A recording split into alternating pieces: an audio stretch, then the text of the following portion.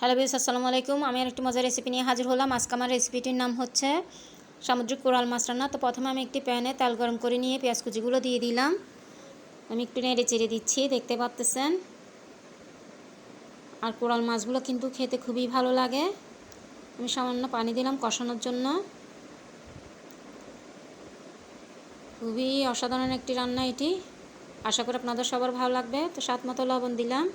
অবশ্যই এইভাবে একবার হলেও তৈরি করে দেখবেন।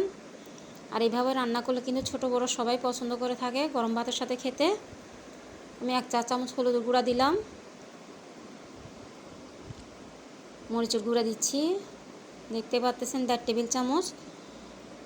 যেহেতু এটা সামুদ্রিক মাছ তাই একটু মরিচের গুঁড়াটা বেশি লাগবে। টমেটো কুচি দিলাম। তো এগুলোকে আমি নেড়ে চেড়ে দিচ্ছি কষানোর জন্য। যেহেতু কষানো হয়ে গেল তাই আমি মাছগুলো দিয়ে দিচ্ছি। আর মাছগুলোকে কিন্তু আমি আগের থেকেই ভালো করে পরিষ্কার করে নিয়েছি, দেখতেই পাচ্ছেন। খুবই মজার মাছ কিন্তু এটি।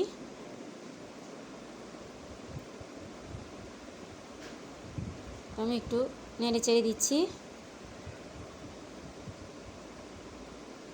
দেখতেই পাচ্ছেন। আপনারা এইভাবে একবার হলেও তৈরি করে দেখবেন। গরম গরম ভাতের সাথে খেতে কিন্তু খুবই ভালো লাগে এই মাছটা। আশা করি আপনাদেরও ভালো লাগবে। তো এখন আমি আর একটু পানি দিচ্ছি, বাকি টমেটো কুচি দিয়ে দিচ্ছি, কাঁচামরিচ ভেঙে দিচ্ছি, দেখতেই পাচ্ছেন।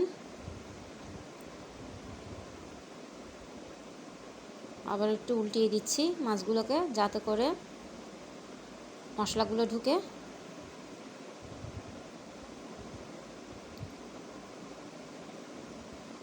দেখতেই পাচ্ছেন। তো দেখতে পাচ্ছেন মাশাআল্লাহ তৈরি হয়ে গেল আমার সামুদ্রিক কোরাল মাছ রান্না। আশা করি আপনাদের সবার ভালো লাগবে। কতটা লোভনীয় দেখাচ্ছে।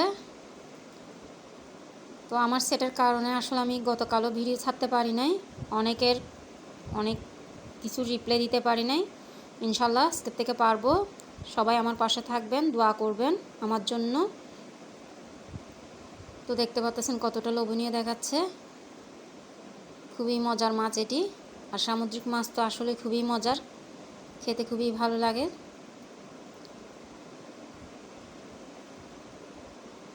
দেখতেই পাচ্ছেন। যারা আমাকে কমেন্টস করেছেন অবশ্যই আমি রিপ্লাই দেওয়ার চেষ্টা করব।